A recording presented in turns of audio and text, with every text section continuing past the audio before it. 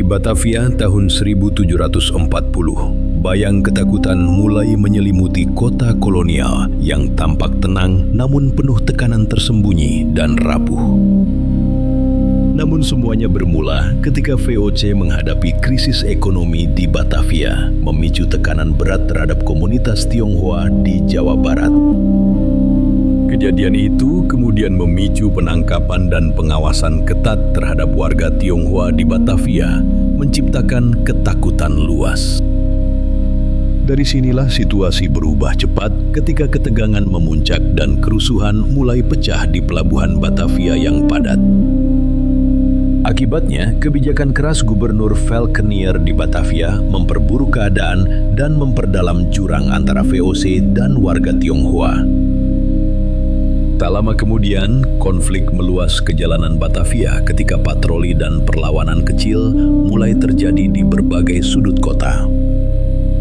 Puncaknya terjadi saat kekerasan besar meletus di seluruh Batavia, membuat kota kolonial berubah menjadi medan kekacauan yang mencekam. Setelah itu, akibatnya Batavia dipenuhi reruntuhan, rumah terbakar, dan jalanan yang sunyi meninggalkan jejak kehancuran mendalam. Peristiwa ini membawa kita ke gelombang ketakutan yang menyebar hingga wilayah Jawa Barat, mengguncang stabilitas kolonial secara luas. Namun ini baru permulaan dari babak yang jauh lebih kelam, karena dampaknya akan meluas dan mengubah sejarah Batavia selamanya di kemudian hari. Babak yang tertinggal dari kekacauan Batavia setelah pembantaian 1740 berubah menjadi kepanikan luas ketika kota mulai benar-benar kosong dan hancur. Namun kemudian VOC di Batavia memberlakukan keadaan darurat dan memperketat penjagaan untuk mengendalikan sisa-sisa ketegangan yang masih tersisa di kota. Akibatnya, ribuan warga Tionghoa yang selamat melarikan diri dari Batavia menuju pedesaan sekitar membawa cerita ketakutan dan kehilangan mendalam sekali. Tak lama kemudian, kabar tragedi Batavia menyebar ke pesisir utara Jawa, memicu keresahan di pelabuhan-pelabuhan penting secara luas dengan cepat. Dari sinilah para pemimpin komunitas Tionghoa di Semarang mulai mengorganisir diri untuk membentuk perlawanan terhadap kekuasaan VOC kolonial yang ada. Peristiwa ini membawa kita ke aliansi yang tidak terduga antara kelompok Tionghoa dan sebagian bangsawan Jawa melawan VOC kolonial Belanda. Namun semuanya memanas ketika rencana pengepungan Semarang mulai disusun dan konflik bersenjata di Jawa Tengah semakin tidak terhindarkan sangat cepat. Puncaknya terjadi saat VOC memperkuat benteng pertahanan Semarang dengan meriam dan pasukan tambahan yang datang dari Batavia kolonial Belanda besar. Setelah itu, bentrokan besar mulai pecah di luar Semarang ketika kedua pihak saling serang di wilayah pesisir yang sangat panas. Namun, pertempuran ini baru awal dari perang yang lebih luas di Jawa yang akan mengguncang kekuasaan VOC selanjutnya di wilayah. Konflik pasca geger pecinan kini mencapai Kartasura. Ibu kota Mataram mulai terjebak dalam pusaran ketidakpastian berbahaya. Namun semuanya berlanjut ketika para penguasa Mataram menghadapi tekanan dari VOC dan kelompok perlawanan sekaligus. Kejadian itu kemudian memicu perpecahan internal. Para bangsawan mulai berbeda pandangan mengenai masa depan kerajaan. Dari sinilah situasi berubah. Kelompok pemberontak melihat kesempatan untuk memperluas pengaruh mereka di Jawa. Akibatnya, keamanan Kartasura semakin rapuh. Kabar tentang gerakan pasukan membuat warga hidup dalam kecemasan. Tak lama kemudian, tekanan berubah menjadi ancaman nyata. Kartasura menghadapi serangan yang semakin sulit dibendung. Puncaknya terjadi saat Kartasura berhasil direbut. Pusat kekuasaan Mataram runtuh dalam kekacauan yang mengejutkan. Setelah itu, para pemimpin kerajaan mencari keselamatan. Masa depan Mataram kini berada dalam ketidakpastian besar. Jejaknya masih terlihat ketika upaya merebut kembali kekuasaan dimulai. Aliansi baru perlahan mulai terbentuk. Dan hingga kini, kejatuhan Kartasura dikenang sebagai peristiwa yang membuka jalan bagi lahirnya Surakarta.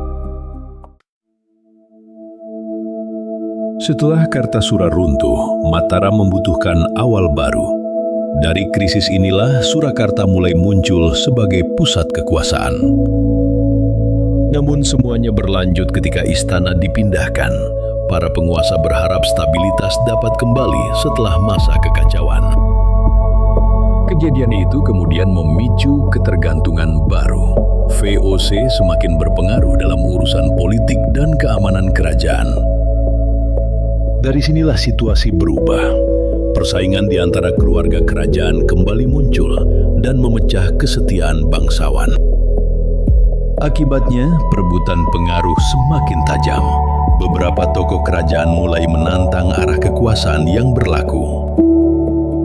Tak lama kemudian, perselisihan berubah menjadi konflik terbuka. Klaim atas warisan Mataram memecah kerajaan dari dalam. Puncaknya terjadi saat perang suksesi meluas. VOC memanfaatkan keadaan untuk memperkuat kendalinya atas Jawa. Setelah itu, lahirlah kesepakatan penting. Perjanjian Giyanti membelah Mataram menjadi dua pusat kekuasaan berbeda. Jejaknya masih terlihat ketika Surakarta dan Yogyakarta berkembang sebagai kerajaan yang berjalan pada jalurnya masing-masing. Dan hingga kini, rantai peristiwa sejak Geger Pecinan dikenang sebagai pemicu perubahan besar dalam sejarah Jawa.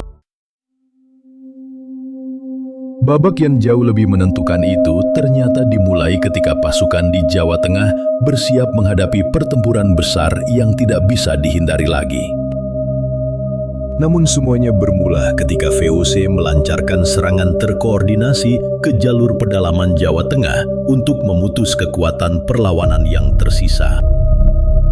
Akibatnya, pertahanan terakhir di Kartasura mulai disiapkan oleh pasukan lokal yang tersisa bersama sekutu mereka menghadapi tekanan besar VOC.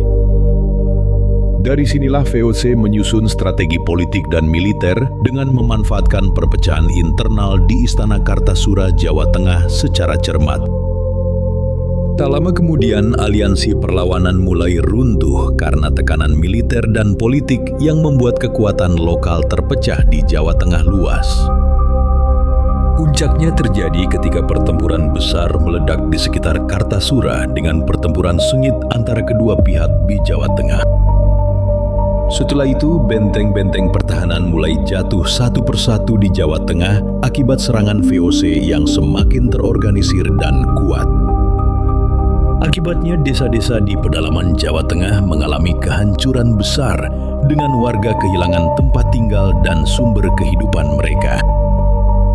Akibatnya, VOC berhasil mengonsolidasikan kekuasaan di Jawa Tengah dan memperkuat kendali atas jalur perdagangan serta pusat politik wilayah tersebut. Dan hingga kini, jejak Geger Pecinan masih terasa dalam sejarah Indonesia sebagai titik balik penting yang mengubah struktur kekuasaan di Jawa selamanya.